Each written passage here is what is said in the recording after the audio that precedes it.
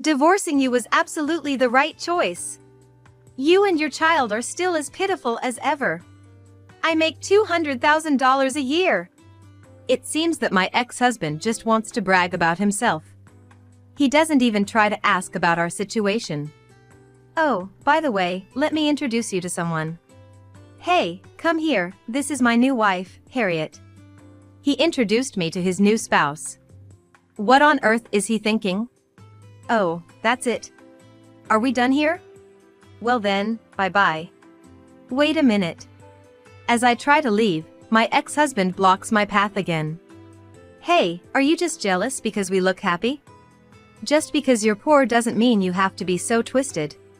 You'll end up even more miserable, you know? My ex-husband decides on his own that I'm unhappy.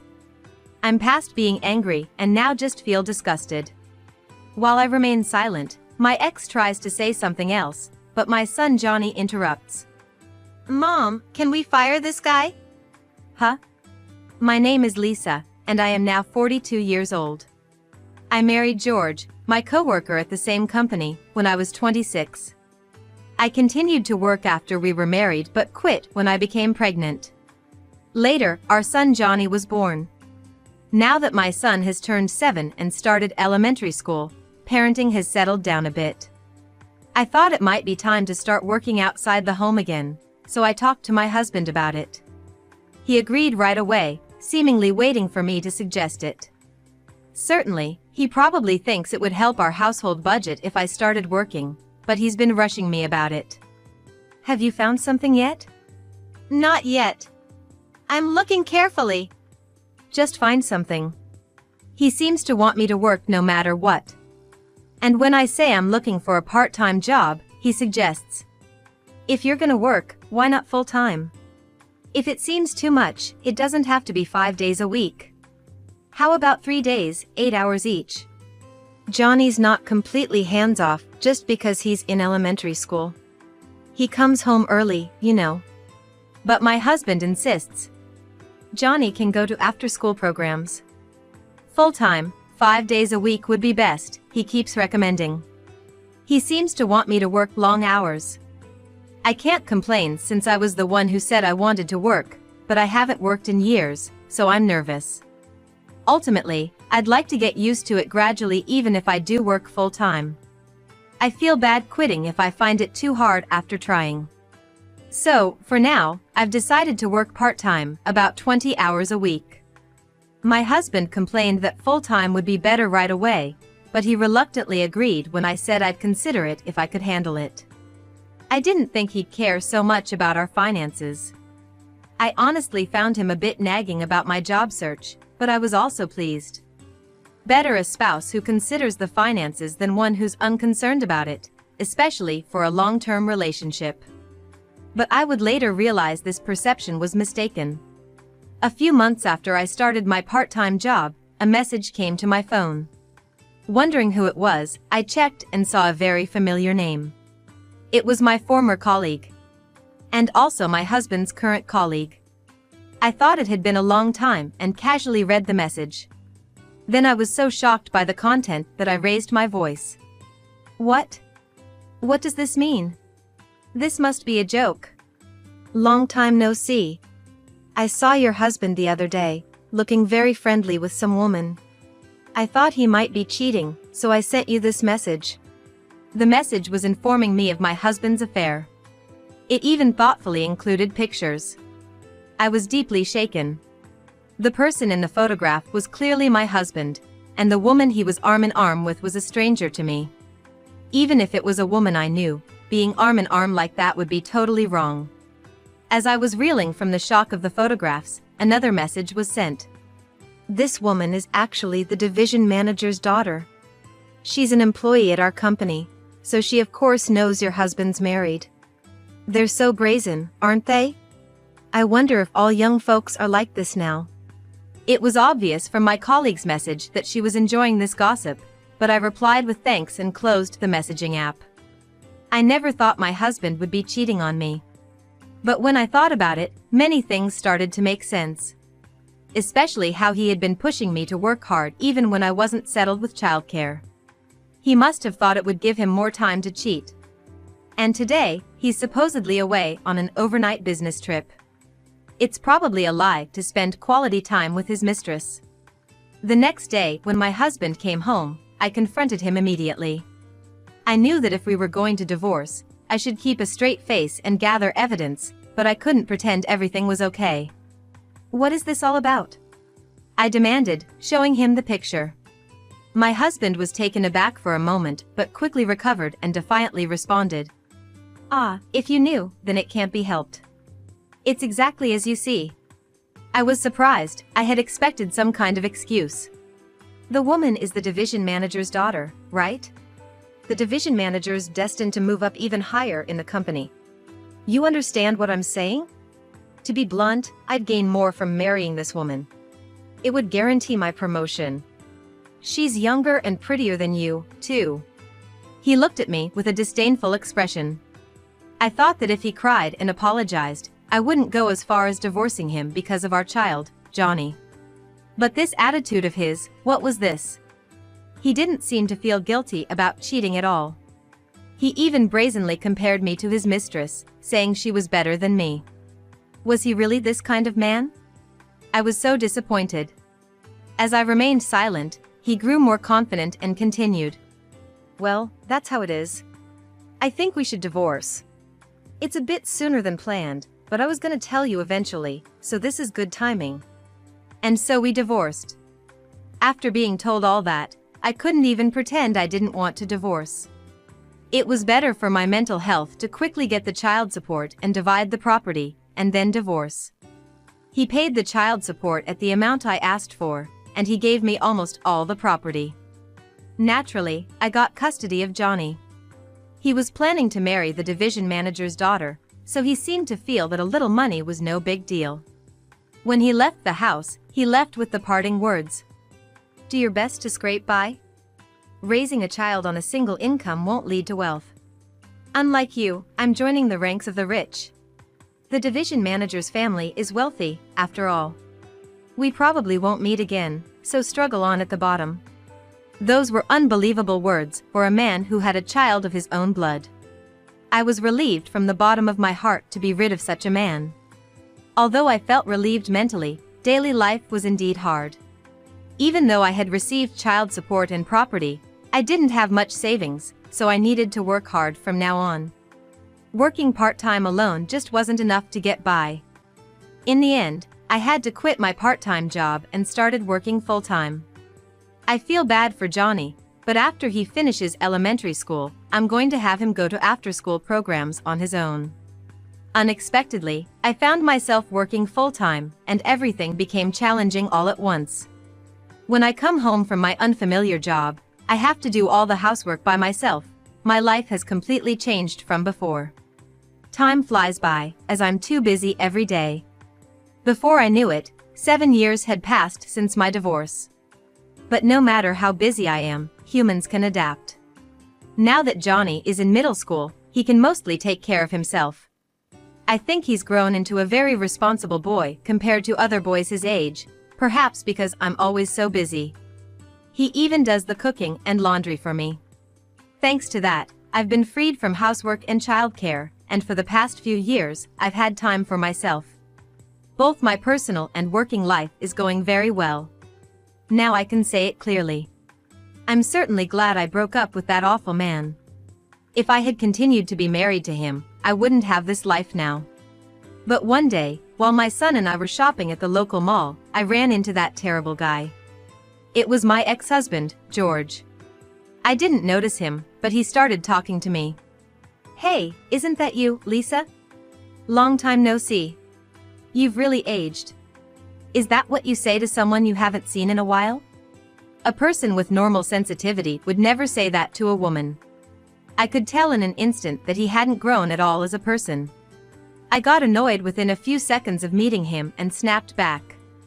"Huh? You're the one who's aged a lot. I didn't recognize you for a moment." Honestly, George really had aged a lot. I hadn't seen him for 7 years, but it felt like he'd aged twice as much. His hair was thinning, and his belly was out, showing a complete middle-aged figure. I thought talking to my ex-husband was a waste of time, so I tried to walk away, saying, "Oh, well, long time no see. But I don't really have anything to say to you. See you later." But he wouldn't let me go. He stood in my way and started talking nonsense. Hey, don't be so cold. The family is all together again. Let's catch up for a bit." I didn't want to hear anything about his life. If there's one thing I'd like to complain about, it's that he stopped paying child support a few years after our divorce. Child support is not my right, but Johnny's right. The fact that he could talk so openly in front of Johnny, who was owed that money, made me irritated.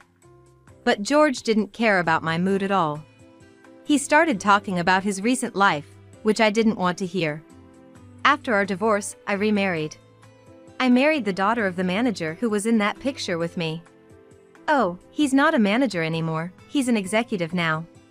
And I got promoted to manager. I'm definitely winning now. To be honest, I don't care how much George has been promoted, it has nothing to do with me, and I'm not envious.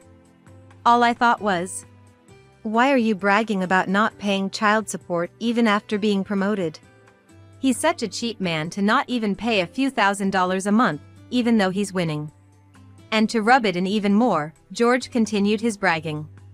Breaking up with you was the right choice. You and your son still look poor. I make $200,000 a year. In the end, George just wanted to brag about himself. He didn't even try to hear about our lives. I thought that any normal parent would be curious about their child's life, but he didn't even talk to Johnny, who was standing right in front of him. He's really a terrible father. Oh, that reminds me. Let me introduce you. Hey! George called over a woman who was looking at clothes in the distance. The woman came over, and I knew right away who she was. I had seen her in a picture before. It was George's new wife, Harriet. Meet my wife, Harriet. How about that? She's way more beautiful than you, isn't she? He introduced me to his new wife. What was he thinking? This woman stole my husband when we were married. I'm glad we're apart now, but back then it was shocking, and I did resent it at the time. I have no good impression of this woman at all. You'd think my ex-husband would know that, even though he's not the brightest, but he must be really looking down on us. He seems not to have the brains to realize even that. Oh, is that all? I don't have time. Bye-bye. I said goodbye, feeling extremely unpleasant. Of course, I don't even glance at the woman, let alone greet her. Wait a minute. As I was about to leave, my ex-husband blocked my way again. Stop it. There's no point in hearing about your home life. Jealous because we look happy? You're not just poor in money, don't be bitter in your heart too. You'll only get more miserable. My ex-husband arbitrarily decides that I'm unhappy. Mind your own business. I'm perfectly happy, so leave me alone. The most unfortunate thing lately is being spoken to by you. Even though I say I'm happy, my ex-husband doesn't believe it at all, and arbitrarily worries about my situation. Well, happiness varies from person to person, but being poor isn't happy. Don't push yourself. It's probably impossible for you to remarry with those conditions. I'm worried about you as your ex-husband, you know. Saying that, my ex-husband's face showed an expression completely opposite to concern. He's making a complete fool of me. When I looked at the face of my ex-husband's wife standing next to him, she was also smirking, looking like she's making fun of me. I'll never be friends with this woman. She feels good by looking down on people, she's the worst kind of woman. I told you, you're way better. Have some confidence. Is my ex-husband sucking up to his current wife or praising her as the best compared to me? Well, he was promoted thanks to his current wife, so he's probably buttering her up whenever he can. He's really the worst man. You're really the lowest level of woman. I can't believe you were able to marry him. My ex-husband's wife insults me, even though we've just met. That's the worst kind of behavior. I wanted to leave the scene as soon as possible, so I wouldn't retort, but my ex-husband stood in front of me, so I couldn't move. I'll tell you, we're still in love, so the chance of getting back together is 0. Don't get your hopes up for something wrong. My ex-husband seems to be having some wild delusion. He thinks I'm still attached to him, even though it's been 7 years since our divorce due to his affair. His head is so full of fantasies that I can't say anything. When I was at a loss for words because of my ex-husband's ridiculous delusion, he seemed to think he was right. Hey, too shocked to say anything? Being a popular man is tough. What's popular about a middle-aged man's appearance? I'm past anger and starting to feel sick. When I was silent, my ex-husband tried to say something more, but Johnny interrupted him. Mom, can you fire this guy? Huh? My ex-husband is dumbfounded by Johnny's incomprehensible words. It seems that Johnny is very angry. Calling me this guy instead of Dad? Well, it doesn't matter, but what do you mean? I'm not getting fired, am I? You're in middle school now, study properly. He talks down to Johnny too. It's unforgivable that he's making fun of my beloved son as well. I was about to explode with anger at my ex-husband when I heard a voice calling me. Hey, what's going on here? A man came over, calling out. My ex-husband froze when he saw the man's face. Why are you here, boss? My ex-husband asked the man in front of him. I'm just here shopping with my family. Are you saying I shouldn't be here? No, I'm sorry. I didn't mean it that way, but I was just wondering why you were talking to my ex-wife. Oh, that's natural. She's my current wife, after all. What? Her? No, this is your wife, boss? I can't believe. Actually, about 3 years ago, I remarried with the CEO of my deceased husband's company, with whom I had lost my wife. The CEO and I became close after my divorce when he approached me while I was shopping at the supermarket. Since I had previously worked at the same company as my ex-husband, I knew the CEO.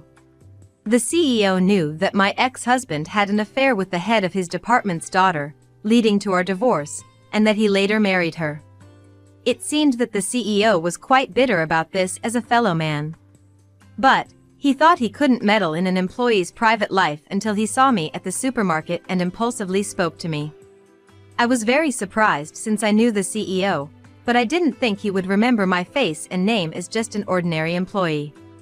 Perhaps he remembered me easily because I worked at the reception desk of the company. It seems your marriage didn't work out. But I'm sure you'll find someone better soon. CEO, I'm glad you remember me. But you don't have to worry about me, I'm fine. At that time, I had been divorced for less than a year, so I was somewhat putting on a brave face. But the CEO, with his vast life experience, saw right through my act and comforted me with kind words. Divorce takes more than 3 times the effort of marriage. Even if you divorced smoothly, it's tiring. I've never been divorced, but I felt utterly unmotivated when I lost my wife to death. When a man and woman who once loved each other part ways, that's just how it is. So, you don't need to put on a brave face.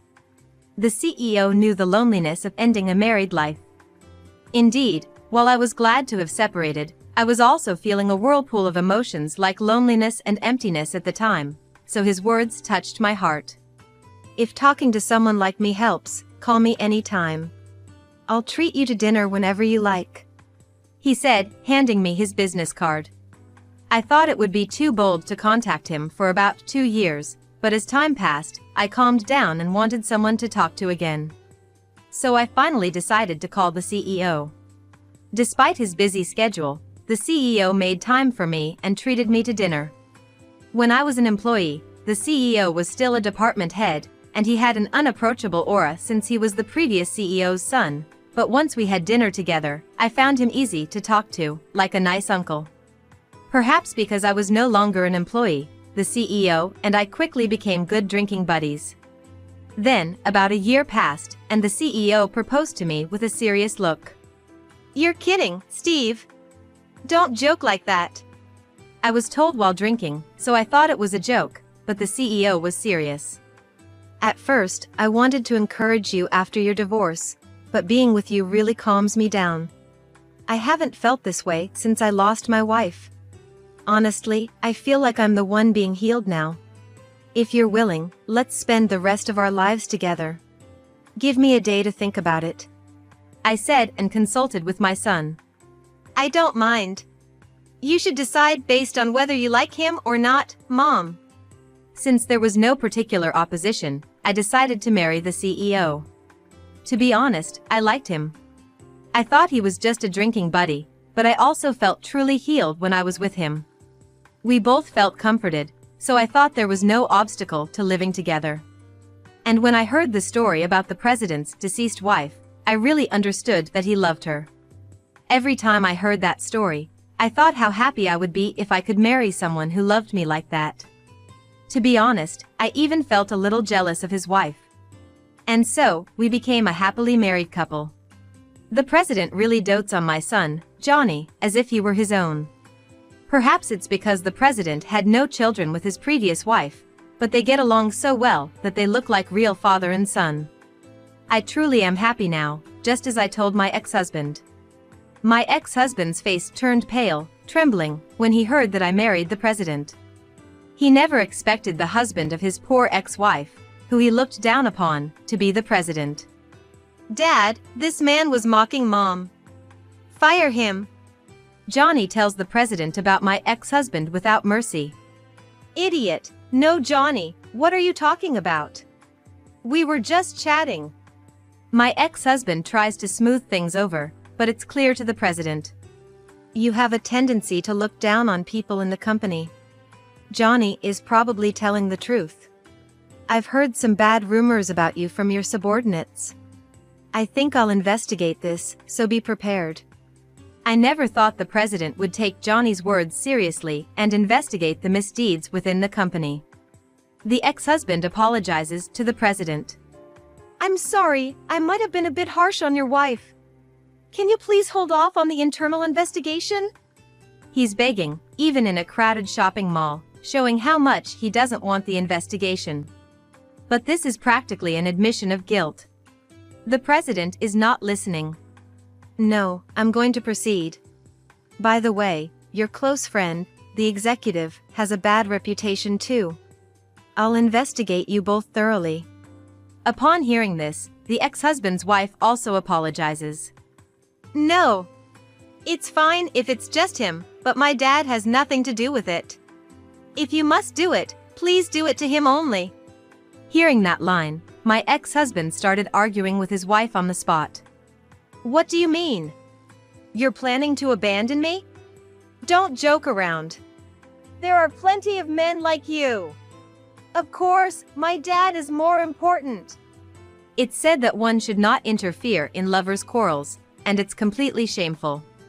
We don't want to be associated with them, so we ignored the arguing ex-couple and left the store. Those selfish people will probably have trouble from now on. It's their own fault, though.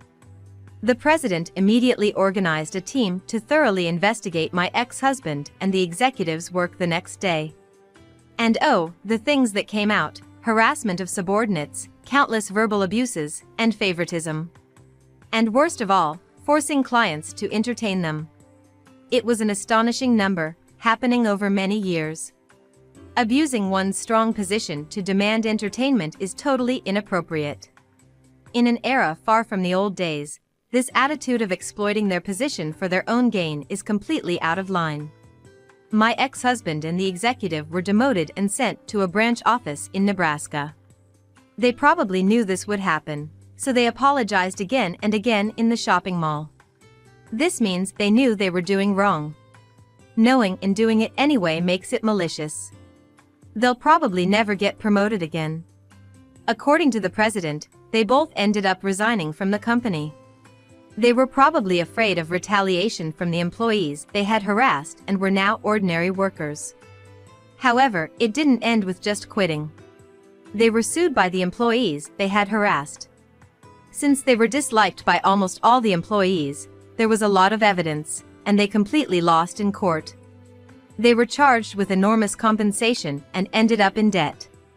The ex-husband's wife, whose family became poor, seems to have blamed her husband, and their marriage turned sour. They ended up divorcing soon after.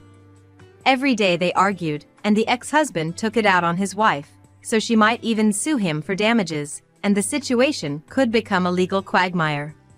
Seeing the downfall of my ex-husband makes me realize that it's best to live honestly and sincerely in this world. I was able to conceive a child with the president. I'm 42, so it's a late childbirth, but a healthy baby was born, so I'm relieved. Johnny seems very happy to become a big brother and takes good care of the baby, even feeding the baby milk every day. Steve is talking ahead of time, hoping that Johnny will grow up and help build the company. We're both getting older, so raising a child will be hard, but the fear flies away when I look at the baby's sleeping face. Thank you for being born. Mom's gonna work hard, I think as I face the day.